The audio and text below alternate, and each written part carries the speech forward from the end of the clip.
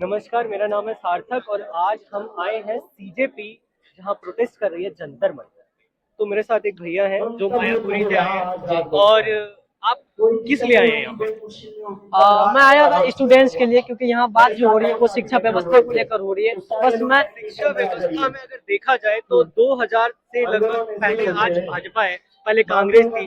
उस समय भी पेपर लीक होते थे, अभी भी पेपर लीक हो रहे हैं। तो सीजेपी का मतलब एजेंडा जो है कि ठीक है पेपर लीक नहीं होंगे, धर्मेंद्र प्रधान रिजाइन दें। तो इनका कोई कंस्पिरेसी है कि हम लोग ऐसा सिस्टम बनाएंगे जिसमें कि एग्जाम लीक नहीं होगा आने वाले टाइम? जी देखिए, अभी तो धर्मेंद्र प्रधान जी ने रिजाइन नहीं दिया है। यदि वो रिजाइन देते हैं तो उसके बाद कोई ऐसा व्यक्ति को बैठाना चाहिए उस सीट पे ताकि वो जिम्मेदारी से काम कर सके। और जहाँ तक बात रही सीजेपी की, तो ये चीज तो सीजेपी के हाथ में है नहीं। वो बस स्टूडेंट्स के लिए लड़ रहे हैं, उनकी आवाज उठा रहे हैं। प्रधान की कार्यकाल में लगभग जब से भाजपा सरकारें कहा जाता है कि 70 से 80 बार अब तक पेपर लीक हुआ है। अभी परसों ही यूजीसी नेट का एग्जाम दिया और पहले खबरें आई थी 2023 में कि यूजीसी नेट का एग्जाम भी पेपर लीक हो चुका था। और अगर अभी परसों यूजीसी नेट का एग्जाम है, अगर वो भी लीक हो जाता है बाय द वे डिफॉल्ट, तो क्या ये फिर से एक और करप्शन होगा या सरकार की मिलीभगत होगी? जी बिल्कुल होगा, क्योंकि वो अपनी जिम्मेदारी से निभा नहीं रहे। यदि वो अपनी जिम्मेदारी पूरी तरीके से ले तो ये होगा ही नहीं। ये नौबत आती नहीं कि प्रोटेस्ट में लोगों को उतरना पड़ता। सीजेपी जो यहाँ पे मतलब आप कार्यकर्ता हो सीजेपी के, तो यहाँ पे जो अभी तक कठिनाइयाँ देखी हैं आपने आने के बाद, वो क्या क्या रही होंगी?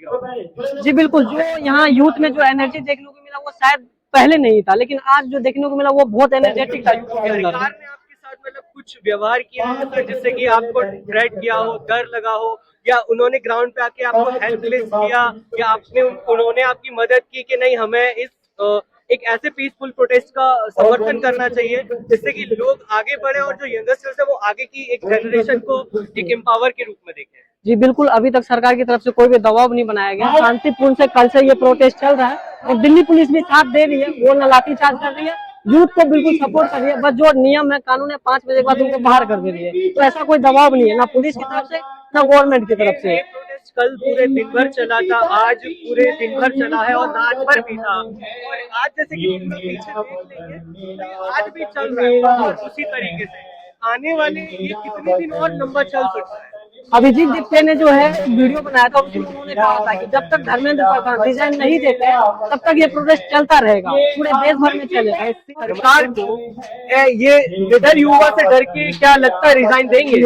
देखिए मेरा इनके पहले रेल मिनिस्टर ने कितनी ट्रेनर पलटने पे आज तक रिजाइन नहीं दिया, इनके जल शक्ति मिनिस्टर ने रिजाइन नहीं दिया, इनके बिजली के विभाग के ऊर्जा मंत्री ने रिजाइन नहीं दिया, इवन अमित शाह जो कहते हैं कि गोधारा कांड में शामिल थे उन्होंने रिजाइन नहीं दिया।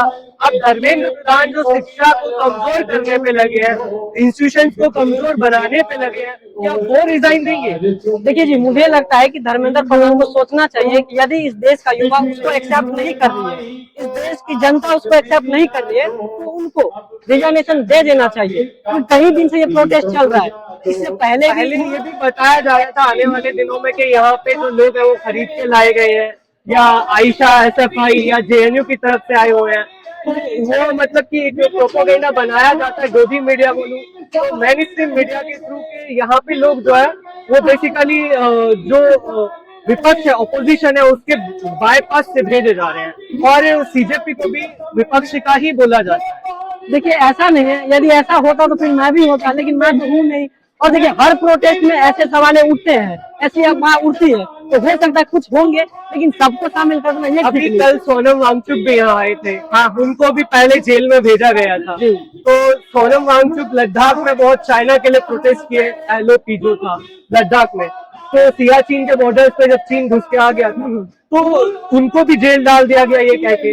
अभी अगर अभिजीत दीप्ते को भी यही कह के आज के बाद फ्री कर दिया जाए तो रिजाइन दे देते हैं, और बाद में अभिजीत दीप्ते के ऊपर अगर ऐसी कार्रवाई हो जाएगी तब क्या होगा? सर ये तो फिर गलत हुआ ना। फिर तो कोई देश में इस तरह का ये प्रोटेस्ट करने नहीं उतरेगा, कोई भी यूथ के सवाल को लेकर खड़ा नहीं होगा। फिर देश में कोई भी ऐसा आंदोलन करने का नहीं सोचेगा ना। आंदोलन तो अन्ना हजारे भी किए थे और आंदोलन केजरीवाल भी किए थे। दिल्ली में आंदोलन का मुख्य अड्डा ही जंतर मंतर है, लेकिन क्या ये आंदोलन सफल होगा कि नहीं इस बात की तय अभी कह नहीं सकते। लेकिन धर्मेंद्र प्रधान का इस्तीफा युवाओं को चाहिए। धन्यवाद यूथ टर्मिनल के साथ जुड़ने के लिए। Thank you.